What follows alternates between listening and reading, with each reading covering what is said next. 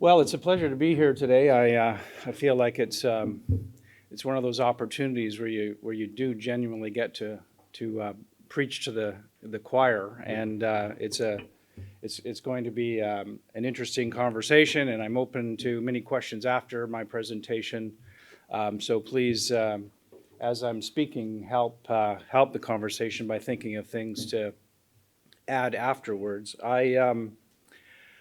I'm going to talk about electrification. Electrification is kind of the essential way to describe the energy complex today. It's really it's partly becoming 100% renewable electricity on the generation side. It's about customers becoming 100% renewable. It's also about transforming the fossil fuel industry for transportation to 100% renewable. And so the undertaking is, on a global scale, pretty massive. And I just want to talk about a few things that lead into what the world is doing and how that affects us here in New Zealand, and tie that to what we're trying to do at Lodestone. So if I could just a quick snapshot, if I go back to 1995, when a few of us were sitting on the WMDG Market Design Committee, we thought that deregulating the electricity market was about demand-side energy efficiency and peak demand shaving. That was about as sophisticated as we could think at the time. We didn't think about electric cars. We didn't think about solar. We didn't think about batteries. None of that was on the landscape. And so we really kind of focused our minds on hourly price signals, location price signals, cost of fuel, what consumers choosing could do. And we imagined there might be 5 or 10 electricity competitors selling time of use metering, and maybe there'd be a little bit of technology in a home to send price signals to allow you to shift your usage or create some efficiency savings in the process. And that was, in our view, in 1995, a nirvana kind of position. And it sounds pretty ridiculous now, doesn't it? Because it really has to be a whole lot more than that. So if you go to 2023, it really is the need to electrify everything.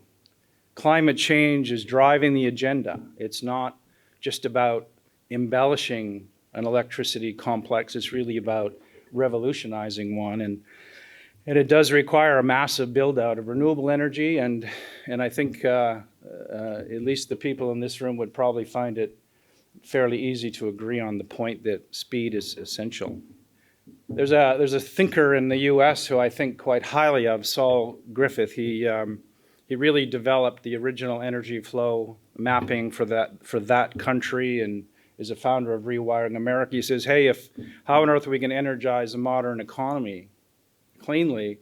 And the answer is all roads lead to electrification. All roads lead to doing what we're doing in this room, except on a very massive scale.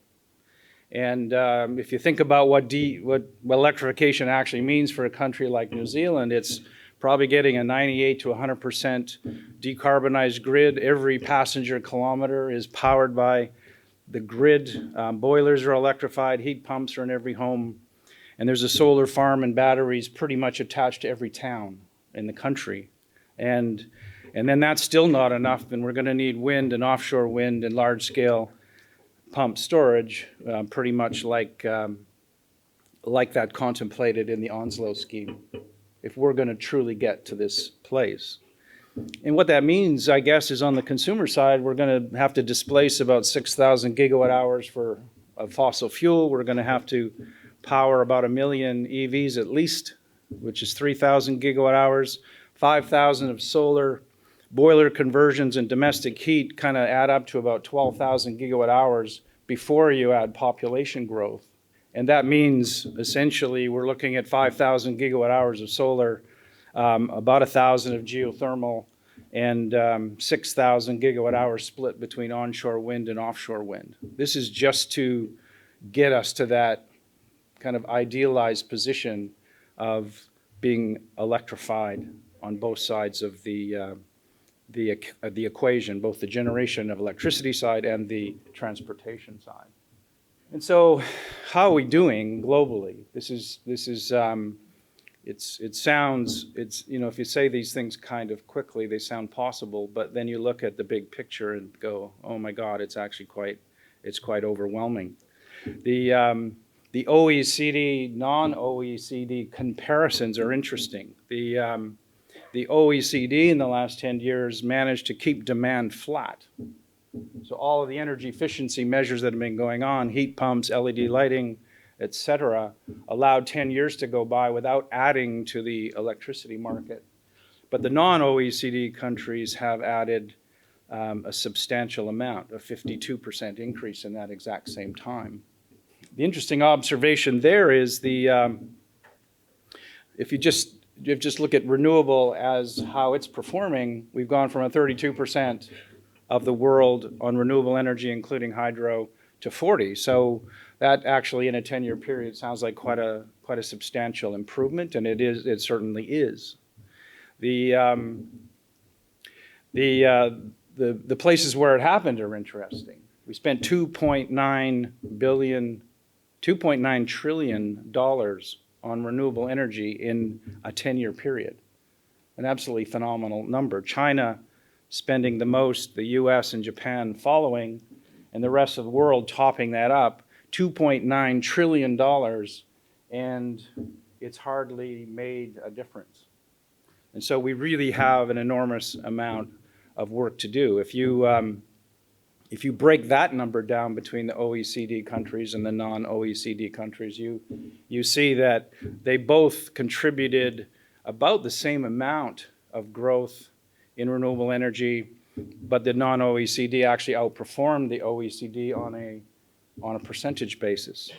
And so the non-OECD countries are actually doing quite a lot themselves and probably needed, because that's where the electricity growth is happening. But we're still going backwards. This is the most sobering and maybe disappointing part. $2.9 trillion of investment just hasn't been enough. We still had to invest $1.7 trillion in fossil fuel.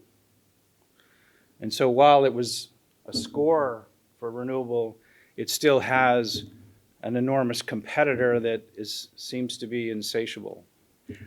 Between carbon and non-carbon electricity production, the carbon world actually grew at the same pace as the renewable world, and the ratio, the carbon intensity, remained the same over that 10-year period. So $2.9 trillion of investment, and we managed to have the same carbon intensity. So what's going to happen now? We all watch on the news what climate change is doing. And it can get, I don't know about you guys, but it can get very depressing to see what really is happening to the physical world as all this is happening. The amount of carbon that, the OECD did very well. The OECD managed to make it through 10 years without increasing carbon, but the non-OECD countries have not. So my thesis, or my presentation today, is really to talk about the consumer side. Because I think what we're realizing is, even with that amount of capital investment, nothing really changes effectively until consumers are actually fully engaged. And by fully engaged, I'm going to explain what that means. The first goal of electrification has to be the car. You all, there's probably quite a high degree of usage of electric cars in this room, but it's not on a global scale that popular yet. But we do need to convert the oil ICE world into a renewable energy EV world. That is absolutely a given. There is no doubt about that swapping oil for renewable electricity is necessary, and it's probably going to be solar and wind.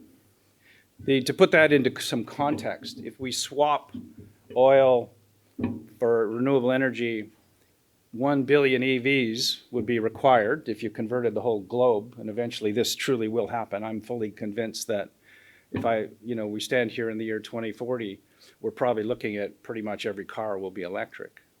But what it means is we'll have to build a complete replication of the entire electricity market again. 100% increase in electricity needs to happen in order to supply 1 billion cars. And that's only 50 kilometers a day and a 16 kilowatt hour per 100 ratio or efficiency ratio. So some people will not necessarily be able to live within that constraint. So 1 billion cars does need as much energy as we've already made after 100 years of doing it. So how is it going to happen? Well, the answer is super simple. It's massively economic to do that. You know, if you take 15 cents a kilowatt hour variable cost, run it through an efficiency ratio between gas and electricity of 18 to 11, you end up with electricity being about 23 cents a liter, which is 91% cheaper than the pump. And so the whole world is going to ultimately going to hear this. All the car companies are going to ultimately be saying, we're having a power outage. It must be that intermittent solar power that's causing that to happen. This change in economics is going to be the reason why we'll get 1 billion cars. And this is inspiring, and this is important. And we need the car companies to put this on the sticker of every car they sell, and we need the ads on television to say this over and over and over until people kind of get it, that you charge at home, you can save 91%. And that will cause the change. And it won't be until that. There's no government subsidy going to help. There's no messaging you can give from a politician that will change the underlying self-serving desire to act in your own self-interest to save 91%. And that's what's got to happen. And there's an equivalent to this on the solar side of the market. So what does this mean in the EV world? I'm just going to add one more piece of data for you. Tesla was brilliant. Tesla caused all the car companies to act. They're only making 3% of the cars. But they caused 1 in 7 cars to be electric. And they broke out in such a disruptive way that it was absolutely impossible for any executive in another car company to think of a future without electric cars, and that's exactly what needed to happen. And the same thing has to happen with solar energy in this market, and the same thing has to happen with solar energy in every market in the world, exactly the same way. There needs to be some form of massive disruption that's so compelling that it causes people to change behavior. And so the global shift is happening. There's 30 million EVs out there now. It's increasing at 7 million a year. China sold more than the rest of the world combined, and Norway is proving that even where it snows, you can sell 80%. And so I think these are the places that we need to pay attention to and replicate what they're doing to kind of get the acceleration to happen. The demand for electric cars is now officially greater than the supply. If you go to try and buy one now, you might be told you have to wait 18 months. But it's happening, and it's happening faster than a lot of people predicted. The most important thing, though, is that this business now, the business you're in, the business I'm in, is now a business opportunity as big as oil was in 1950. If you went to a conference in Texas or Alberta or Norway in 1950 and talked about oil, it would have a very similar look and feel to this. It was a bunch of entrepreneurs who were trying to break into something that they thought was going to be really big. That's what we're doing here today. This is exactly what this is. We're on the beginning of a business that's going to be as big as oil. And we know what that means. And capital has to flow way more freely than it is for that to happen. So how do we accelerate this locally? We really need energy consumers to be the ones to make the choice. Just like people picking cars is going to do it for the car industry, people picking renewable energy is going to be how it happens in the electricity market. And I think the glimmer of hope, or the analogy to a 91% savings at the pump, what we have in front of us here, is that electricity prices will become fairly quickly as cheap as they were when we deregulated in the 1990s. Let me show you what I mean by that. So when we deregulated in 1996, it was a hydro-dominated market. The price was, in today's dollars, somewhere around 6-7 cents.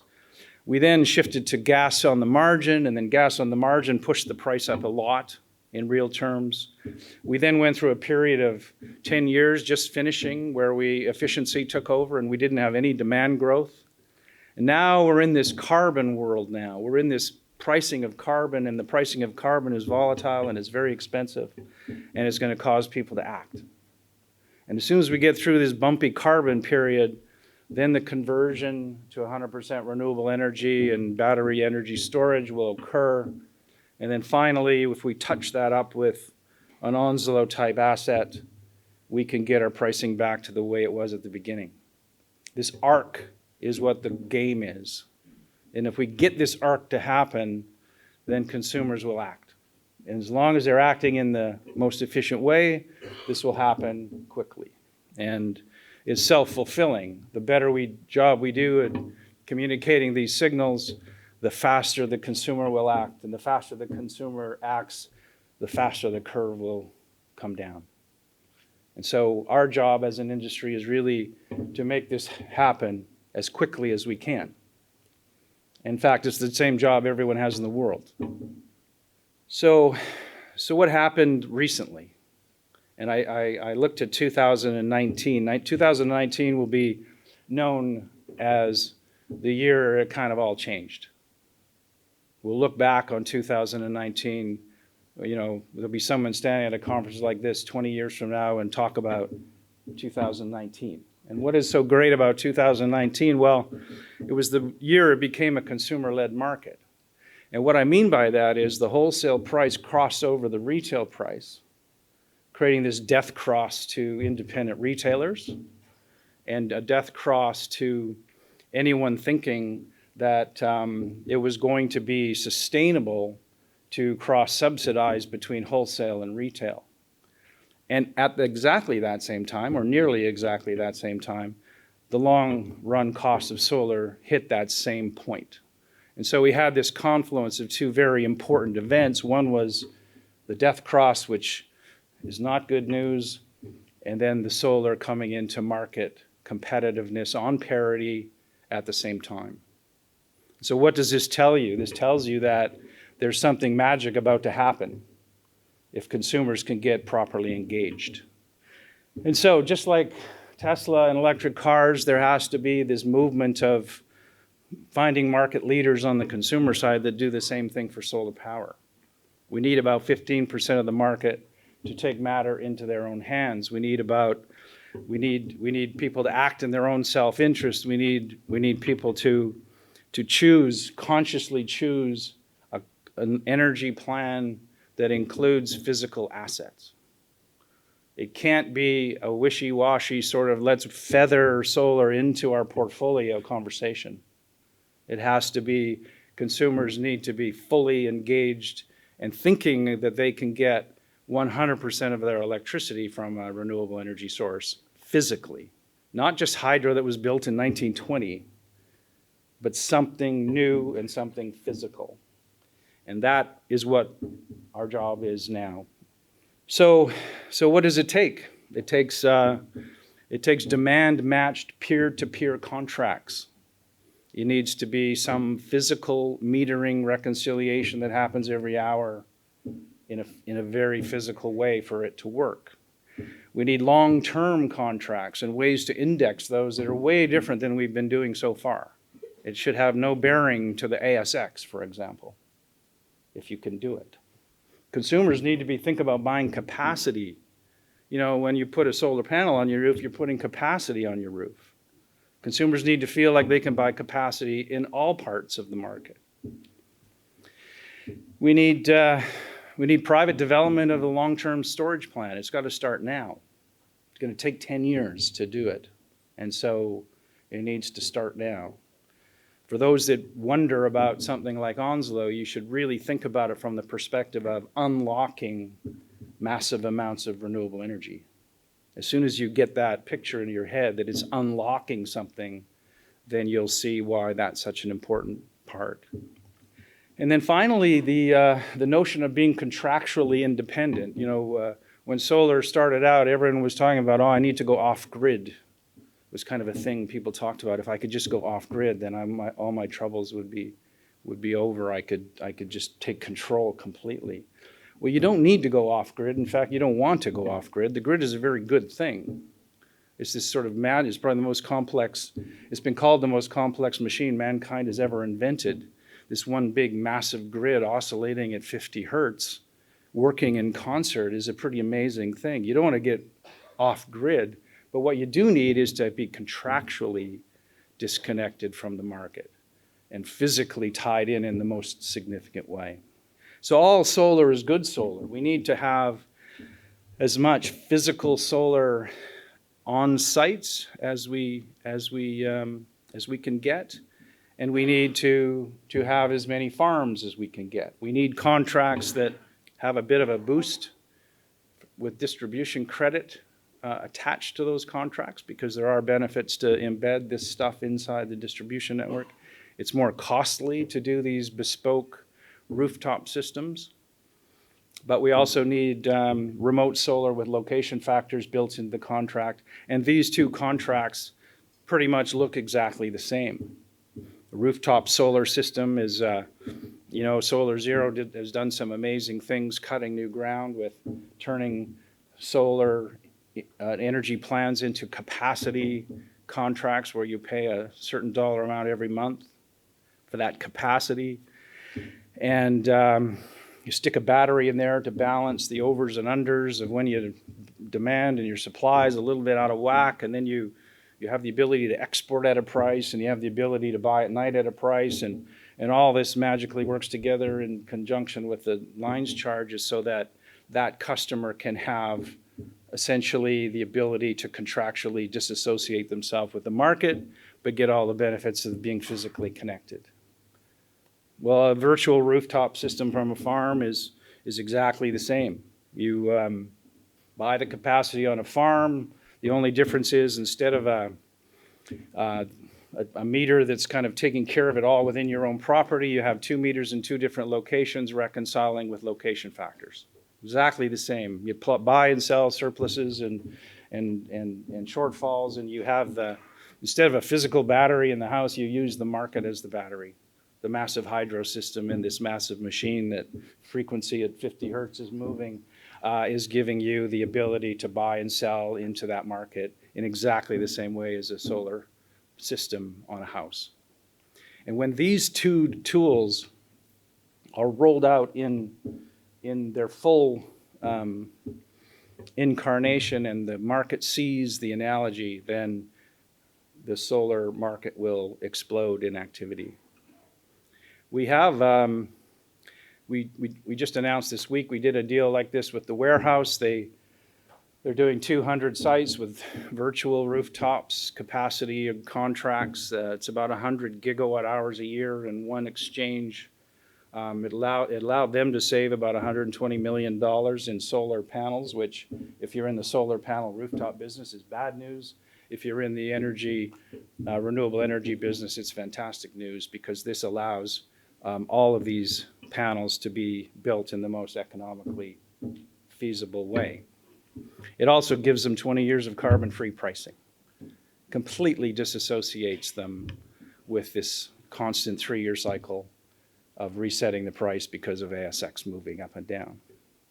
And so this is the magic of how to connect what you know about what works on a rooftop in a house with how you can see it happening on a global scale or a massive scale commercially. Some of the things that'll die off in that process, well, we probably will move quite far away from ASX-driven contracts. Financial CFDs will be displaced by physical demand matching. People like John Campbell at Our Energy was cutting ground on physical demand matching already 6 or 7 years ago, and what he probably didn't see at the time, but he'll probably smile quite nicely now, is this was the work he was doing was foreshadowing what's going to happen at a big scale in the commercial market. And ideas like being 100% green certified become completely irrelevant. That's not even an idea anymore in this environment. And you've got to get the customer to think well beyond just kind of branding themselves with renewable energy, because remember, the renewable energy system at this point, in theory, is 100% renewable. So you have to figure out what's different. 3-year repricing cycles go away in this idea. So my key messages, and I'm happy to take as many questions as you want, but my key messages are, I'm a firm believer that electrification will solve climate change, but it's as big a business as the oil business, and it's going to take $2.9 trillion times probably about 20 in order for that to even come close to manifesting itself on a global scale. The solution is as simple as EVs and carbon-free electricity. It really does boil down to that. If you can get to that point where there is 1 billion EVs and 100% renewable markets everywhere, it is going to solve it, and it's also the cheapest solution. The graph of going back to 1990 prices can be constructed in every market in the world. And so it's very clear that we've got the price right, we can forecast the price, and we've got the technology to do it. And finally, as you've gathered, my key point is we have to unleash the consumer. The consumer, you know, we as an industry, I've watched for years and years and years how industry gathers together, and we think, you know, if you get a room full of generators, they think, well, it's our problem to solve. The generators are going to save the day. It's not true. The consumer making a choice will save the day, because the rest of us are just serving that desire. So with that, I will happy to take questions. Yeah, g'day. You were talking before about how consumers may have the ability to rent a meter within a solar farm, which I find incredibly intriguing. What are your thoughts on how, with the existing market, every kilowatt hour that you bring in is slapped with a transmission and distribution charge? How does that work with offsetting a meter on farm with a meter at your ICP? Yeah, I think I got your question. If I miss it a little bit, just let me know. But I think there's an equivalency between rooftop solar and virtual rooftop solar in that the farm is cheaper, but the rooftop gets a distribution credit. The farm does not, the rooftop does. The distribution credit, by some, you know, magical force of economics, looks right now to be almost exactly perfect to make those choices fairly agnostic. So it looks like, to me, you could offer a customer either, and they would be equally well off in both cases. And that's allowing for all the line losses, all the location factors, all the fixed charges, all the variable charges being exactly the way they are. Now, the government just offered, or the Labour Party just offered a rebate to help the rooftop part. Awesome. Even though it's kind of agnostic, it still sometimes needs the consumer to be nudged, and that will have that effect. But right at the moment, it looks like the economics are completely kind of on par. Hi, Gary. I'm interested on your view of the New Zealand electricity market and whether it's fit for purpose and whether we should be further exposing residential customers to the wholesale market, kind of like what Flick did, to get that true demand response going. I've had a chance to work in a number of markets now in various parts of the world, and this is the best market there is. It's not perfect. There's always sort of things that you could improve on. We should have more. We should have more regulation, for example, to require the lines companies to do time of use pricing for the lines charges. We should probably have more regulation on what part can be fixed and what part should be made variable. All these little sort of things need to kind of continue to evolve. The transmission pricing methodology, I won't open that can of worms, but it needs quite a lot of work, if I can say that. I think but by and large, the fundamentals that we started to put in place, and the big moment around 2010, 2011, when time of use metering came along and bi-directional metering came along, those movements or those decisions put the New Zealand market kind of at the best in world at that point, because it's now enabling all of the things I'm talking about. We actually have all the tools. The construct I'm describing here today can be completely implementable right now the way the market is. We don't really need anything else. It's only embellishment now from this point on. Morena, you pointed back to your nirvana in 1995, and then you brought it forward, and you're positing a new nirvana now. In 20 years' time, what would you be looking back and saying, I got this slightly wrong? What's the weaknesses? Boy, that's a tough one. I'm sure if you asked me back in 1995, I thought we had it just about right. But look, I think this whole climate imperative we're looking at now is it does override everything. And if we're writing rules, we should be writing rules that enable this consumer action. So I suppose if we do end up with some regrets, it'll be around the areas of accidentally putting up barriers to allow consumers to make those choices. I think vertical integration is the right answer, but it's very clear that there's a difference in attitude between a vertically integrated incumbent and a vertically integrated disruptor. And so I would be thinking we would be well served to do some more to create liquidity on peak, for example, to find ways to set the table for something like Onslow to happen, and then have all of those that are interested in making some big steps to be disruptive can have access to that, and not let that kind of idea sit within the control of the incumbents. And so it's those big picture areas I think somebody needs to spend some time on at this point. But like I said, I feel like the tools are all here. It's just up to us to find ways to get consumers to participate. Gary, Matt Shanks from Lightyears Solar. You mentioned 2.9 trillion in investment required. What's your steer on the portion for our country, for New Zealand? And how much of that do you think needs to come from offshore? Yeah, it's about $1.50 a watt. So you can kind of work out the numbers. One thing's really interesting right now is there's about 5,000 gigawatt hours of projects proposed.